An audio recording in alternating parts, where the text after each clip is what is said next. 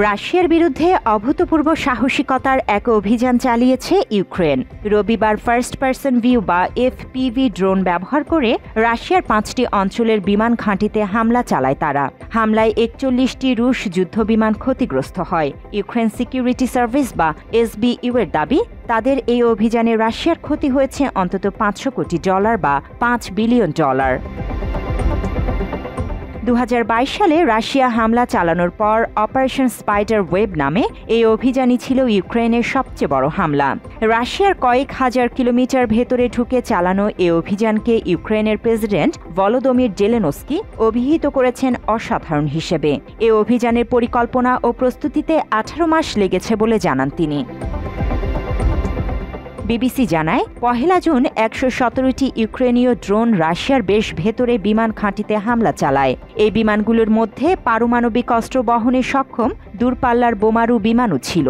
Spider ওয়েবের লক্ষ্য এই অভিযান শুরু হওয়ার পরপরই স্পষ্ট হয়ে যায়। খবর পাওয়া যায় রাশিয়ার বিভিন্ন টাইম জোনে বিস্ফোরণের। আর্কটিক সার্কেলের উপরে মুরমানস্ক পর্যন্ত উত্তরে এবং ইউক্রেন থেকে 8000 কিলোমিটারেরও বেশি দূরে আমুর অঞ্চল পর্যন্ত পূর্বে।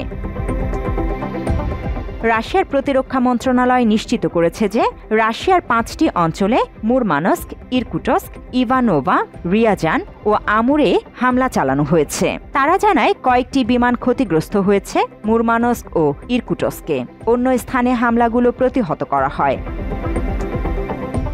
ইউক্রেনের এসবিইউ প্রধান ভ্যাজিল মালিউক জানান, তাদের ড্রোনগুলি রাশিয়ায় পাচার করা হয়েছিল লরির পেছনে লাগানো কাঠের কেবিনের ভেতরে করে। এরপর লরিগুলোকে বিমান ঘাঁটির কাছাকাছি অবস্থানে নিতে হয়। লরির চালকরা বিষয়টি জানতেন না।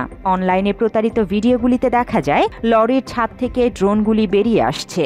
রাশিয়ান রাষ্ট্রীয় সংবাদ মাধ্যম রিয়া নভস্তির সাক্ষাৎকারে একজন লরি চালক বলেছেন, তিনি এবং অন্য চালকরা পাথর দিয়ে ভরা লরি থেকে উড়ন্ত ড্রোনগুলিকে ভেঙে ফেলার চেষ্টা করেছিলেন।